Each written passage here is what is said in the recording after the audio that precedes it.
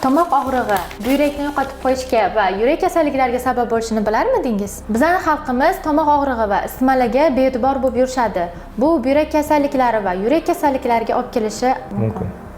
Juda to'g'ri aytasiz. Shunaqa kasalliklar bor, pielonefritda ko'p holatlarda bildirmasdan yuradi, kasallik rivojlanib ketganicha siz sezmasligingiz ham mumkin. Ayniqsa biron bir odamda qandli diabet bo'ladigan bo'lsa, bu holatlarda afsuski buyrakni hattoki olib tashlashligimizga, nefrektomiyaga olib kelishligi mumkin.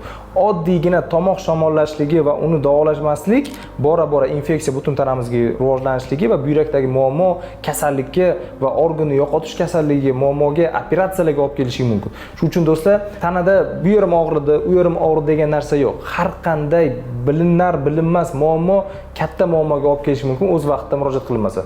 Hattoki tomoq og'rig'i ham shunday shunaqa muammolarga olib keladi. To'g'rimi? To'g'ri. Tomoq kasalliklariga befarq bo'lmang. Tomoq og'riqlari buyrak kasalliklariga olib kelishi mumkin. Sog'lig'ingizga befarq bo'lmang. O'z salomatligingiz o'zingizning qo'lingizda do'stlar. Like va kommentariy qoldirishni unutmang. Qiziqarli videolar biz bilan bo'ling.